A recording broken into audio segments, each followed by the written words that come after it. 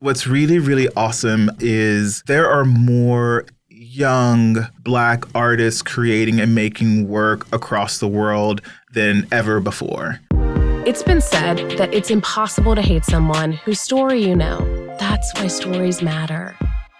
They show us that we have more in common than we realize. My name is Bindu Lokre. I'm an American, a mother, and a child of immigrants. And I want to invite you to join me on Break the Bias, a podcast all about sharing and listening to each other's stories. In this episode, we'll hear from Phillip Collins, the visionary founder and CEO of Good Black Art.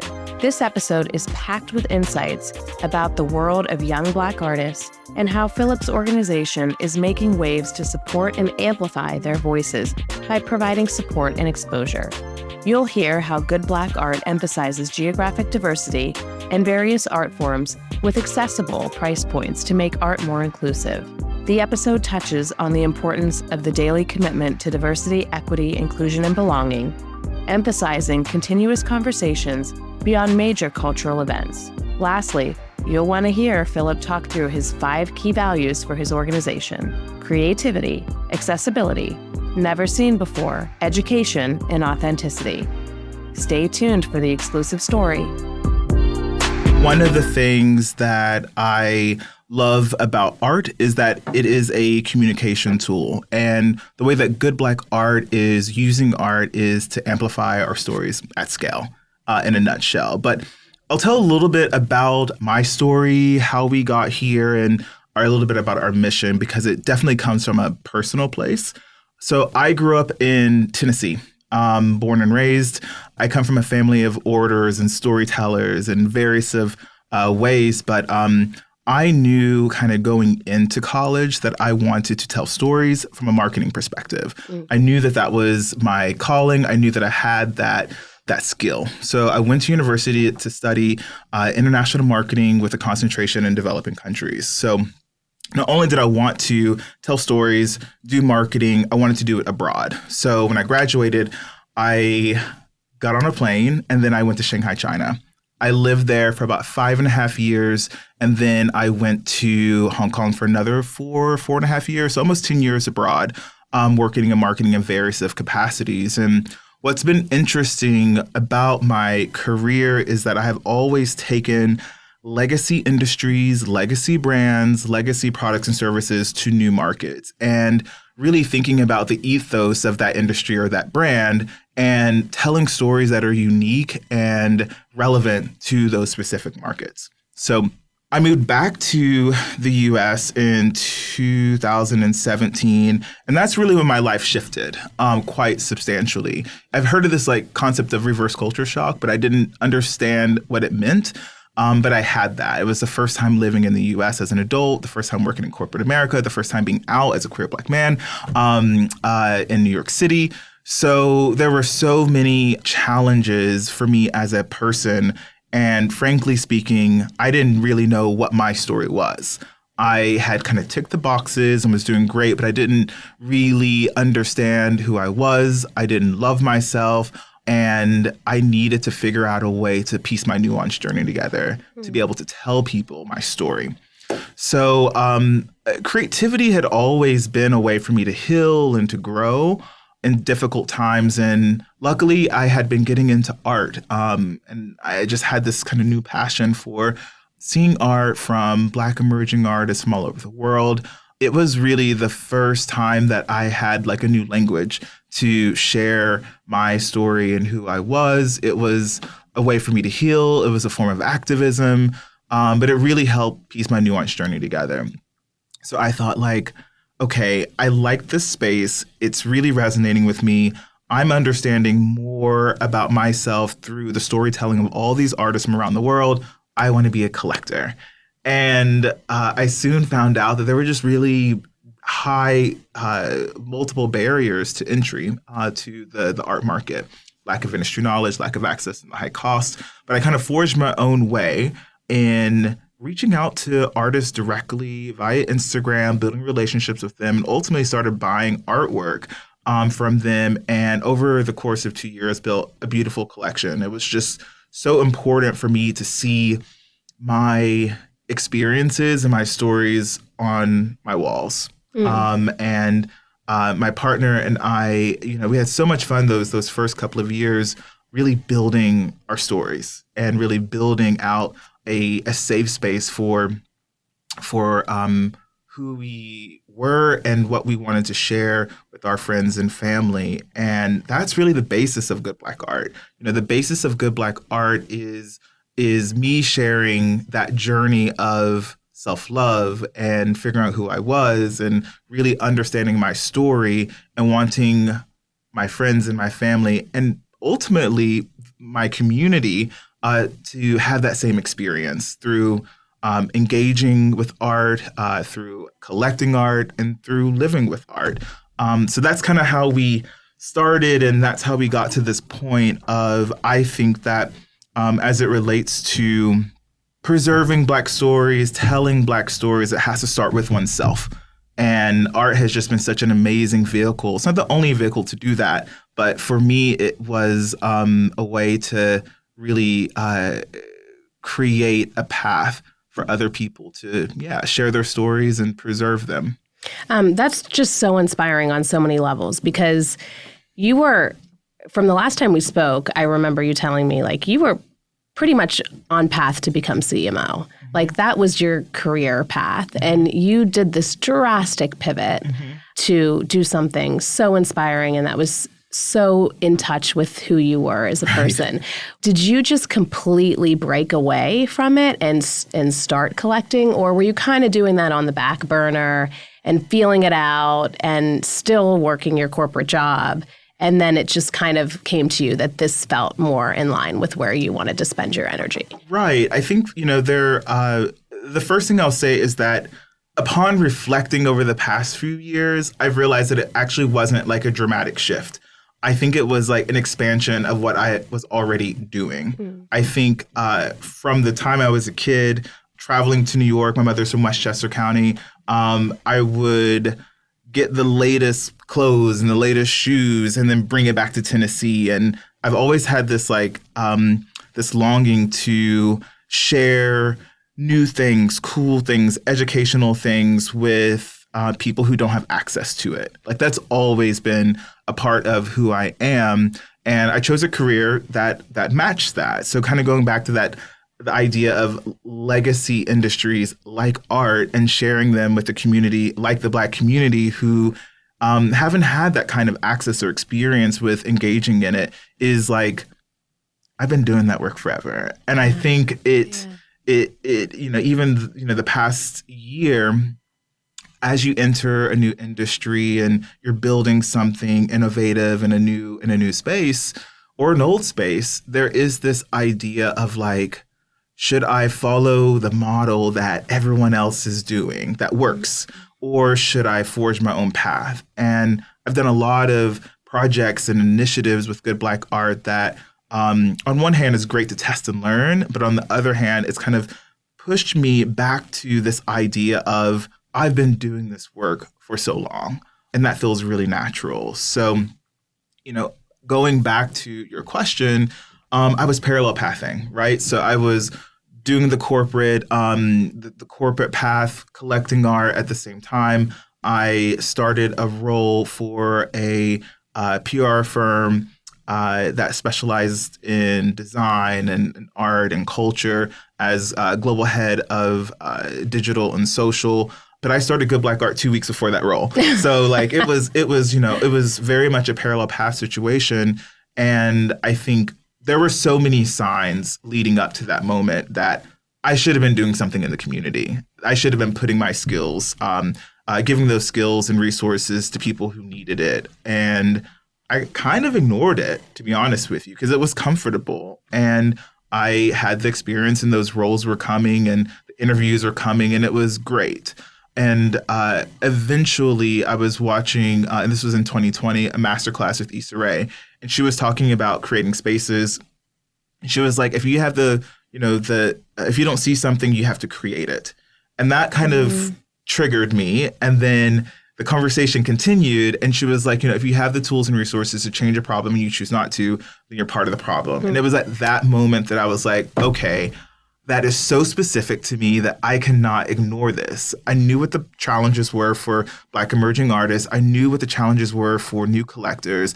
I knew that it wasn't just a US problem or a New York problem. Like, this was a global challenge about access and knowledge, or the lack thereof. So I, at that moment, was like, okay, we're going to start it. I listened to myself. That was the first step. And then the second step was, as I was saying, was kind of parallel pathing with this new role. It was a big role. The CMO idea, I wanted to be like a CMO of like Mattel or Lego, experience and education, but still kind of like cool and fresh. And there was a challenge with that role. It ended. I got laid off, and I remember having a conversation with my partner about, do I go back into the job market, or do we accelerate Good Black Art's growth? And it was a tough decision. It's still a tough decision, to be quite frank, but we ultimately thought that this was the right thing to do for us. It was the right thing to do for our community. It was the right thing to do for these artists, and we accelerated it. So when we made that decision, I had to commit to Good Black Art, and I had to commit to that. So one part is listening. The second part is committing, because, I did start it, but I also had to finish it. So we're in that finishing part right now of really seeing that vision through. And it takes a whole village. I mean, there are so many people, mentors and friends and family, and my partner, as I mentioned earlier, the artists who we've worked with over the past few years who are helping build that vision and making it substantial and making a strong foundation. But ultimately, it came back to this idea of listening and committing. Yeah. I think, God, there's so much wisdom in everything that you just said, starting from that you're listening to, one, people that you inspire to be like, and really hearing it, right? And seeing, how can I make an impact on something that means something so important to me? For instance, the idea of accessibility, right? Like art, you're one of your big pillars is to make art accessible to everyone, and that everyone can live with art. Mm-hmm. But yet there is this barrier to entry, and the landscape doesn't always support that. Like, I just want to understand from you, like, what does that really look like? What does that look like for young collectors today, or inspiring collectors? Yeah, it looks like a lot of things, but the thing that I care about the most, probably, there's a lot of things I care about, but the one thing I care about when I think about social impact and community building and accessibility is scale. Mm-hmm. And we set out a really ambitious goal, and that goal was, we wanted to get 10% of the Black and African American community to engage with art on a regular basis. Engagement looks like many things. It means buying art. It means visiting museums. It means engaging with video content and learning about art. That is really our mission.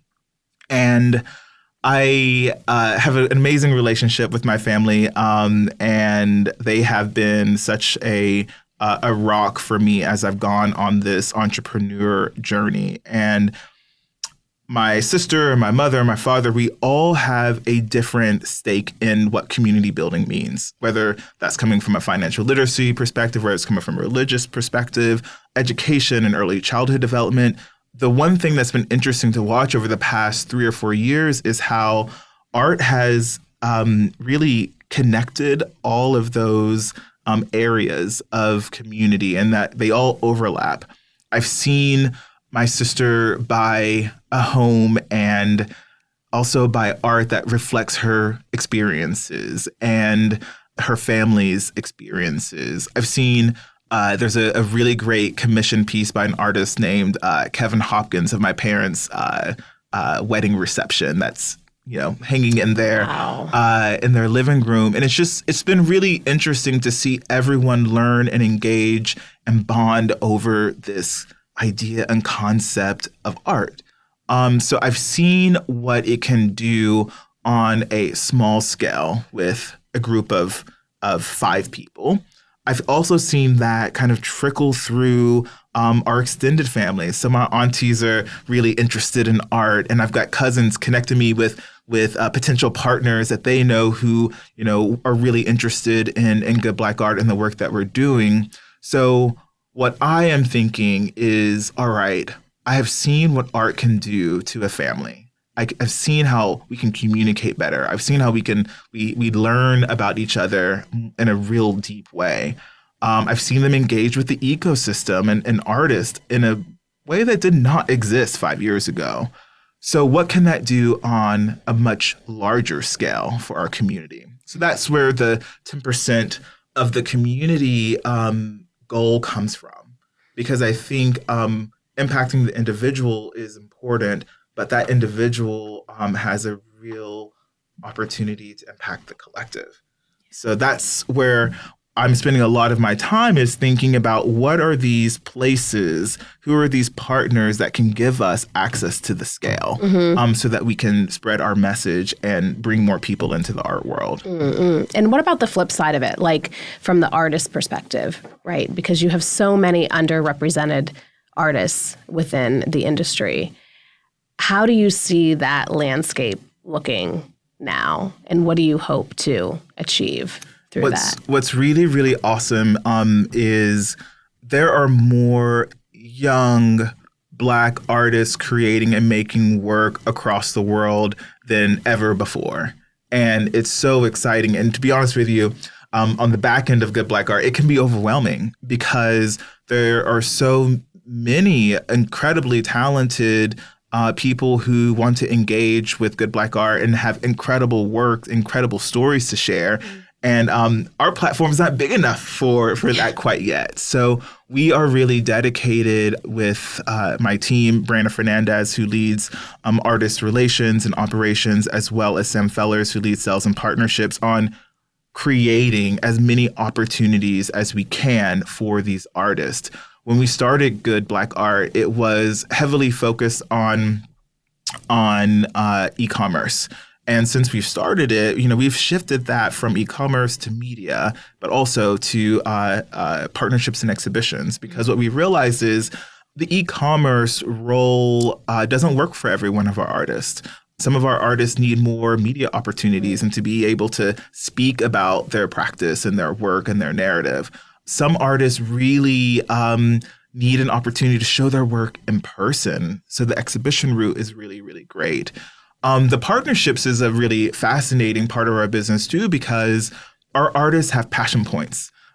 So we are also interested in connecting their passion points to their creative practices in a way that is cool and authentic. So that's where the brands come in. That's where the organizations come in. That's where these more nuanced partnerships happen. So it's been really fascinating asking the artist, and this is a real question that we ask when we meet an artist: what do you need?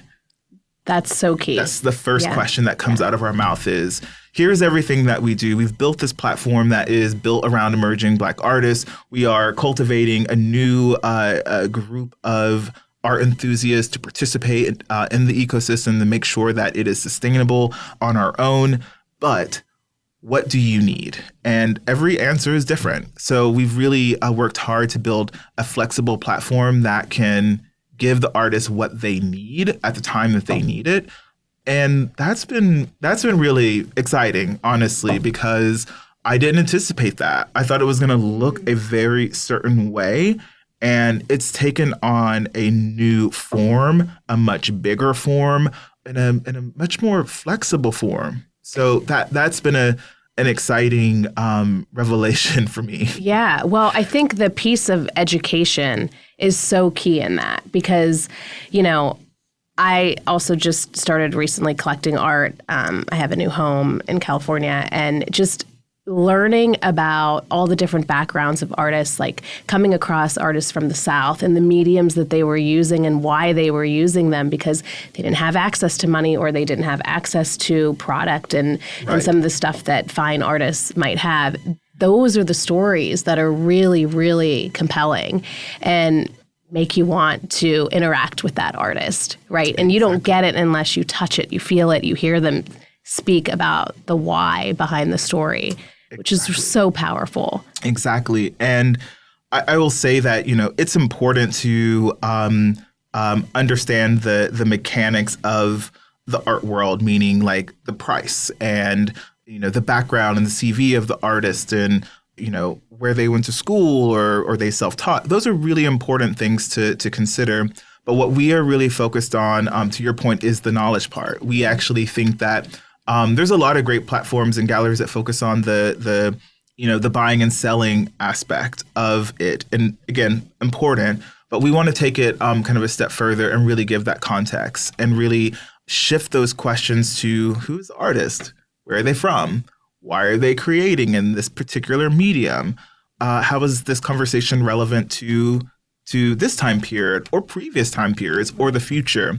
And we think that really is where we start to amplify those stories and amplify the nuance and give it a voice. So we have, especially for our media component, a few programs that are geared around spotlighting artists who work in unique mediums, like just the most insane, crazy, unique forms of creating art. Because the market likes what the market likes, and a painting is always going to be easier to sell. But we know that there are artists creating in so many different ways that we can't not give them a platform to talk about that. And on the flip side of it, it's really great for our art enthusiasts and our collectors to see these artists, see their narratives, see these mediums, and also think more broadly about how they can collect and how they can build out their own stories through these different mediums and touch points. So I think that takes time. But again, I'm very grateful that we've been able to build a more flexible company in that sense that we do have time and resources to tell those stories. So I agree. And that's really one of the things that we care the most about is the expansion of the definition of art. There's just so much there. I could talk about that all day. Can you tell me out of, I'm sure there are many, but can you just tell me about one that's really inspiring you right now, an artist that's inspiring you doing something totally avant-garde in terms of mediums? I'm gonna get myself into trouble if I highlight one and not the other. Give specifics, but we have artists who are sculpting out of paper in the most unique ways and building body armors. We have artists who are using eggshells as a basis for their creative practice. Gosh. We have artists who are using technology and new media in ways that are immersive and experiential in ways that we haven't seen before. So I always say, like, just when I think I've seen it all, there is another artist who is doing something really, really incredible. And I think it speaks to the resilience of creating with nothing, as you mentioned. Yeah, I love that. And it's so awesome. And the expansiveness of the Black imagination in particularly that I find so fascinating and why we think it should be such a pillar for us as we think about accessibility. And I think accessibility means a lot of things for us. We care a lot about geographic diversity. Again, there's so much happening in New York. 50% of the global art transactions take place in the city. And that's staggering. So, we understand the significance of the art world as it relates to New York City, but there are art communities thriving everywhere. There are artists thriving all across the world. So we want to make sure that we're connecting to them. The second one, as I mentioned, is really about expanding the definition of art and making sure that in addition to paintings and photography and sculpting and objects, which are more common, we want to make sure that we're bringing in the diversity of mediums. And then third is really thinking about, frankly speaking, the price of art. Traditionally, the majority of our works on Good Black Art have been between $1,000 and $15,000, which is accessible for the art world. And we're proud of that. But that's still a lot of money for a lot of people. Yeah. And we want to make sure that we are connecting to a group of people, again, who have maybe never engaged with art or bought art, and start at a price point between $50 and $500 and give them that information, give them that knowledge, give them the confidence to participate and grow with them. So that's really, I think, where we're, especially 2024 and moving into 25, we are focused on making lots of progress. So great. So great. Last time we spoke, you mentioned 5 things to me. Mm-hmm. You said creative, Mm-hmm. accessible, Mm-hmm. never seen before, Mm-hmm. education, Mm-hmm. and authentic. Yes. What do those terms mean to you? Those terms are really, really important. And there's a backstory that I'll tell very quickly. My answers for everyone listening are it's all my dad's fault. He's a minister, so he's used to giving these big sermons, and that has trickled down to me. So I have very long-winded responses, but I'll keep this one quick. I had the opportunity to be selected for Ad Colors Leaders Program last year. Run by Tiffany Warren, which is a fantastic organization. Please look it up.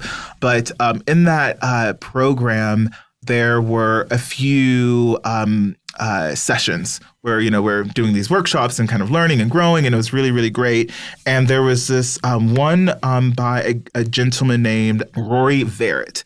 And Rory said to us, think about the most successful project you did or the most, incredible role that you had, and write 5 words down.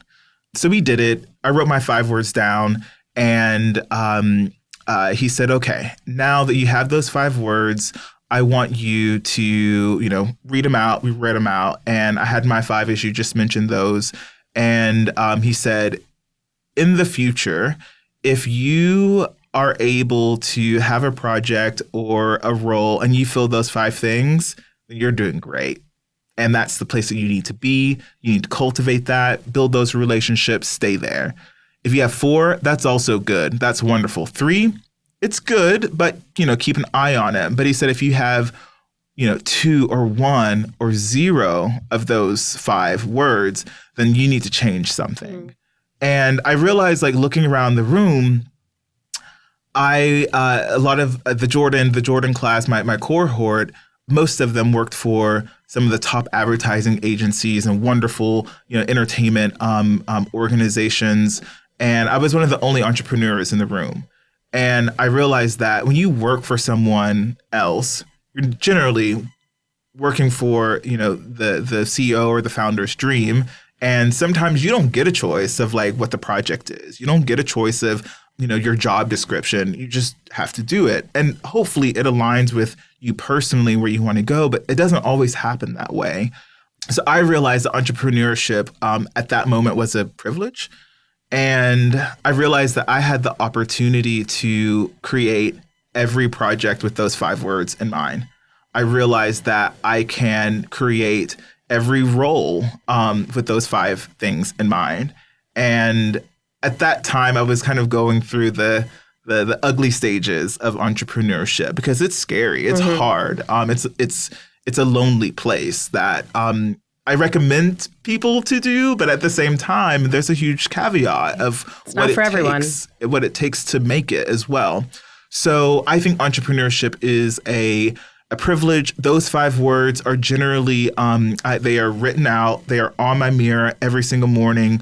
I look at those, I apply them to my professional life, I apply them to my personal life because I'm grateful. I'm grateful that, I can do projects that are never been done before. I'm grateful that everything that I do is educational and accessible and authentic. It's who I am as a person, but to be able to show up at work with my team, with our artists, with our collectors, and have that consistency all the way through is amazing. And trust, if there is a project that the education piece is a little missing or the authenticity is missing, we adjust it. It's literally a part of our strategy and every single thing that we do. So I'm very grateful to that program with Ad Colors because it really shifted the way that I do business. It shifted the way that I think.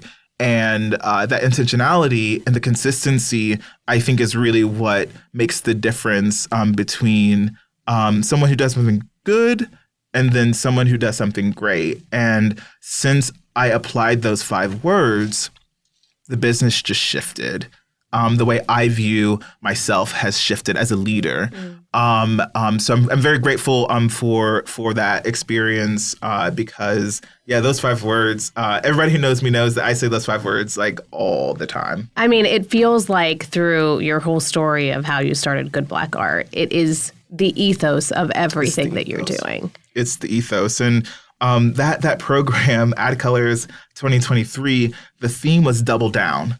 And at first I didn't quite understand it. And then, leaving and digesting, I was like, oh, I have to double down on this. Because again, when you're in the entrepreneur space, like you kind of forget sometimes like who you are and why you're doing it.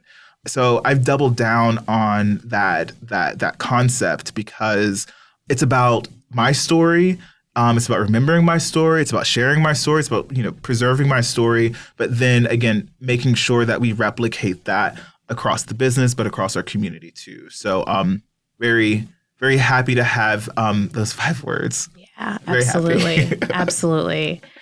Well, I have a question as it relates to what you're doing and the DEIB space. Mm-hmm. So the DEIB space is a hot topic right now, right? It can be extremely polarizing to people. There's a lot of backlash in the industry. But I truly believe that at the end of the day, most of us have very similar goals, which are deeper connections and healthier relationships to yourself, to society, and to the people that you're working with or have relationships with. And I'm just curious, how do you feel like everything that's happening within this space right now, how is it affecting your industry in particular and your business? I have a mouthful on this one, but what I'll start with, and I'll just be really blunt, is that I'm a queer Black man from the South, religious family, lived and traveled all over the world. And unfortunately, I'm very comfortable in these spaces of figuring out how to navigate when you are restricted or people are coming for you. So tell us about that. What does that mean when you say, unfortunately, I am very comfortable with being in these positions? Because that's powerful. Yeah, it's an ugly truth if I'm being honest, because when you grow up in a place that does not accept you, you have to survive. Yeah. And survival looks different for lots of people, right? But for me, it was like, okay, these are the cards that I have been dealt. And luckily, I had such a strong support system between my family and my friends growing up in Kingsport, Tennessee, that the goal was never for me to stay there.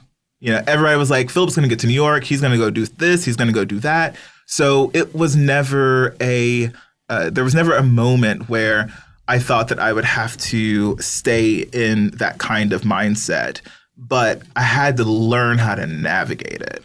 And that's why I don't think anyone should have to figure out how to navigate it. I do think that everybody should, it's the golden rule. You treat others how you want to be treated. And, along the way, we forget that for various reasons. So I say that, unfortunately, I can navigate that. And as I kind of moved into the corporate space, we have these calendars. Like we got the corporate calendars, so the seasonal things, and we've got the cultural calendars, which are more of the big moments that people activate around, like the Coachellas and the Super Bowl, and marketers are just all into that. And then there are these like heat moments, right? And the heat moments are the more like nuanced things, the viral things that we have to respond to, or the social movements that happen. And I will say that understanding that everything is on a cycle, and kind of going into 2020 and the Black Lives Matter movement, I was very skeptical that the attention to DE&I was going to last. And we kept seeing all of these commitments, and we kept seeing this, like, in some cases, beautiful moments of solidarity. But I was very skeptical because, again, as a professional, I know the cycle. Growing up in these kind of situations, I know that I can't always trust that.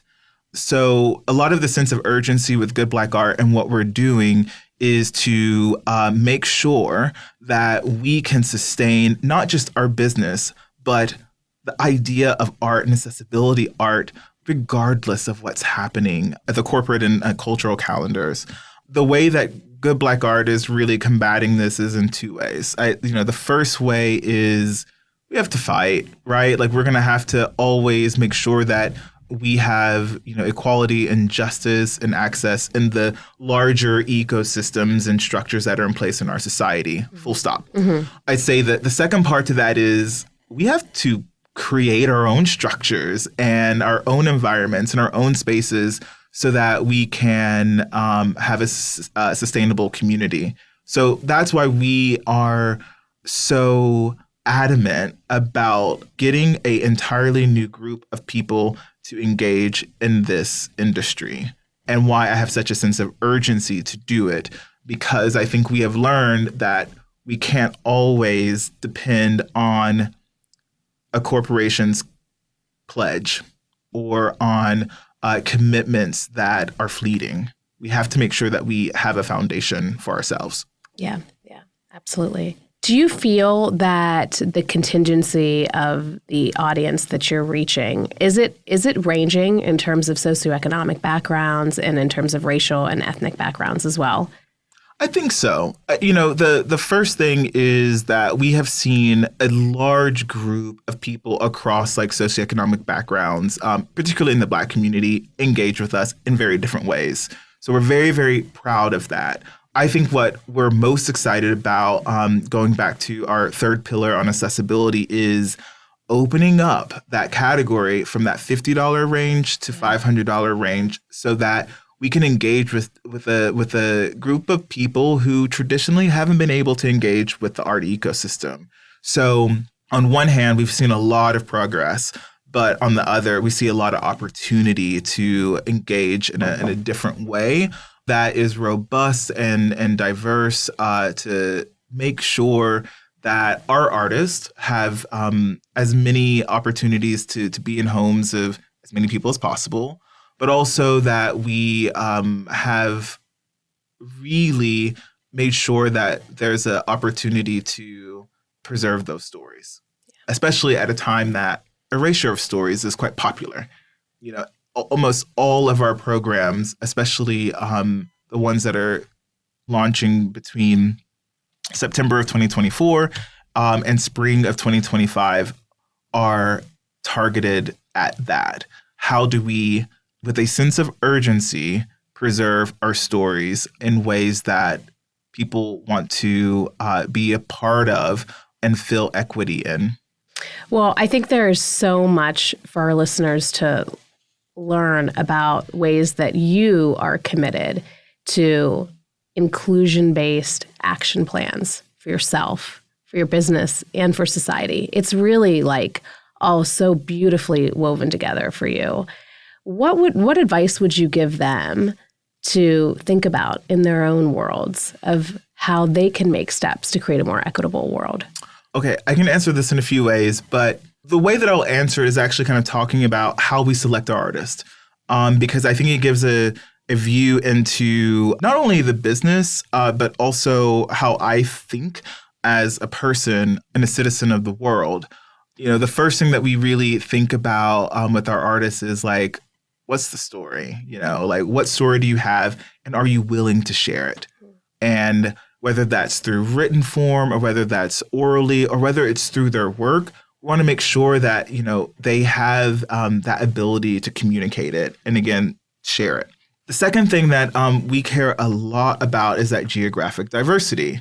I'll tell a story about my best friend, Helena, who is originally from Ethiopia, and now her and her family live outside of London. And we were just talking, I think it was about American politics. This is 10 years ago. And I was just yapping. And she kind of stopped me midway and said, look, the Black American experience is not the only Black experience. And it completely shifted the way that I thought about myself in connection to my community globally. And I have and I think this is where a lot of the educational part comes in. A lot of the curiosity from me is like, I want to make sure that I'm learning about every single person around the world who has shared experiences or completely different experiences from me. Because I believe that, there's a lot of learning that can happen in that. But I also think as we are fighting these institutions and making sure that our stories are told accurately and preserved accurately, we have to do that together. And the collective we're just more powerful together. So that geographic diversity is always going to come through. We will always, work with artists in New York, but we're also going to work with artists and Black artists who are based in Japan and through South America and Argentina and indigenous communities, as well as throughout the continent and every small or mid or big city in the US. That is important to share the nuance and connect it. And the third thing that we care about is, and I know this sounds kind of silly, but are they nice? Are they humble? Is there empathy? Do they hustle? Are they collaborative? That is so important, I think, from a business perspective, but it's important from a personal perspective. Like, we should want to work with people like that. Like, we should want to be friends with people like that. And we want those people in our community. So those three things are really, I think, how we want to build relationships and deep relationships within the art world with our artists. But that also extends to our partners. That also extends to our suppliers and production crews. That extends to our friends and our mentors in the industry. And again, personally, that is an extension of how I want to build relationships with people. And I would give other people that advice, is to really think about, what world do you want to live in? And who are those people who live in that world? And connect to them and build relationships with them. And just like the real simple part that I said earlier is like, follow the golden rule. Like, just treat people how you want to be treated. And I know that sounds so silly. I know that sounds so simple, but we all learned that when we were children. And again, along the way, we've forgotten that. And I think it's such an important thing to always remember. So, someone's like, how do you find the artist and how does it work? And I tell them that, but I'm like, I just hope they're nice. I just want to work with nice people. We want to work with friends. So that's really my advice to people is, really think about the world you want to live in and make sure that the people in that world match. Yeah. I love that your friend said that to you, that questioned that, because I think that's a huge thing for us to think about as society, right? Is that don't assume. Right? Mm-hmm. Don't assume that other people have the same lived experience as you, maybe because you share a cultural background or you share a career background or whatever it is. Right. But actually have those conversations, take those moments to peel those layers off to understand more, because ultimately it'll make you stronger, right? It'll make your brand stronger. It'll make your story stronger because you have so much more value around perspective with a topic. Exactly. And, and again, this is personal and professional, but kind of going back to the corporate calendar, the cultural calendar, all those heat moments, like all that's important. It's good to be aware of it. But what's really amazing about the work that we're doing is that we're able to, again, peel back those layers and have a conversation about the LGBTQ plus community every day. We're able to have conversations about women every single day. We're able to talk about the Southern Black experience every day, or we're able to talk about all of these nuanced areas about our community, about our society on a continuous basis. And we can pay attention to the seasonal stuff, and that's always nice, but to be truly authentic to who we are, it has to be consistent. And those stories have to come through every single day. So I thank Helena for that. If you're listening, Helena, I appreciate you because it did really change the way that I viewed myself. And it changed the way that I do business. And it changed the way that we're building communities. So I cannot stress enough the importance of, again, building a world in which you want to live in and be part of. So Good Black Art is that world for me. Yeah. And it has been, just a really beautiful, exciting, tough world, but I wouldn't change it for anything because I do think I am a better person. Yeah. I think where I'm at now to where I was a year ago or 3 years ago or 5 years ago, it's just different. Yeah. I think, this idea of the DEIB space, right? And how you've said it, I've said it, it can be very challenging. It can sometimes make you feel like you're hitting your head against a brick wall every day and not making progress. But at the same time, the idea of the social calendar and the corporate calendar not being a thing for you or I, because it is what we do every single day, right? It's so awesome. That's so awesome. It's so awesome. Like, we have to remember that too. When it feels like it's daunting, it's so powerful because we're highlighting these people from all these marginalized backgrounds every single day. And again, I think I ran away from that in the beginning of my career. Yeah. I ran away because it was easy and it was comfortable, but I kept hitting those roadblocks and I was like, I'm doing everything right. But I realized that I was showing up at work lying. I was showing up every day telling things that were not authentic and they were not creative. They had been seen before. They weren't educational. I didn't need a lot of those things. And there was this internal conflict that I had. And again, the moment that I listened, the moment that I committed to this idea of doing this kind of work every single day, everything shifted. It was always meant to be. I was raised that way. Structurally, I had built a career that way, but I wasn't really practicing it. And, now that we're practicing it and we're doing the work, we wouldn't change it.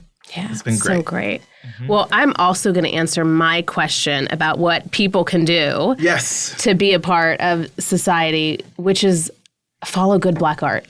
Oh, we love that. Because truly, you are creating this platform to educate us about so many lives and how they're using art as a vehicle. So tell us, how can we find out more about you? Yes. How can we interact with you? Yes.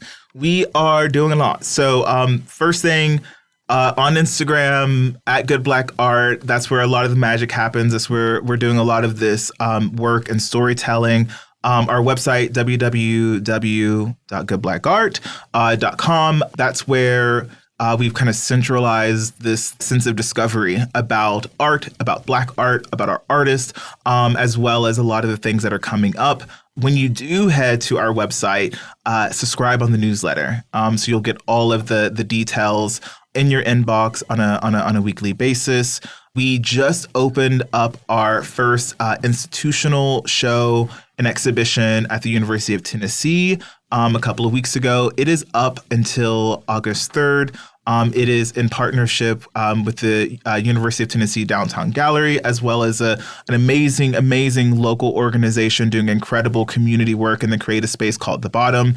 The exhibition, which is titled The Bottom, Stories from the Neighborhood, is about a displaced Black community in Knoxville, which was also called The Bottom, and it was demolished due to urban renewal. So the conversation that we're having there is, how does that community thrive and endure beyond being demolished? And who lived there? What are their stories? How do those stories still transcend through time? And how do we honor those people who had, beautiful, beautiful lives in community? We also have quite a few new things coming in the fall. So going back to that idea of accessibility, you're going to see a lot of really incredible new ways to engage with art, collect art, and live with art. So definitely stay tuned for that because we're really excited to share all those new things that are happening. Well, I am really looking forward to checking it out myself. Thank you so much for being on the podcast today. This was such a beautiful conversation. Oh, thank you for having me. A lot of people see me on Instagram or at the exhibitions or the openings and around town bouncing around, but a lot of people don't know the backstory and how we got here. So thank you for giving me the opportunity to kind of show the B side of who I am and why we created Good Black Art and the work that we're doing as a team to create a space that hasn't existed. Thank you so much for sharing it with us. Thanks for listening to Break the Bias. To learn more about our special guest and to get show notes, please visit consciouslyunbiased.com/podcasts. Consciously Unbiased also offers interactive, unique DEIB learning experiences that you can check out on our website, consciouslyunbiased.com. And if you liked the show, please share with a friend and subscribe and rate Break the Bias on Apple, Spotify, or wherever you listen to your podcasts.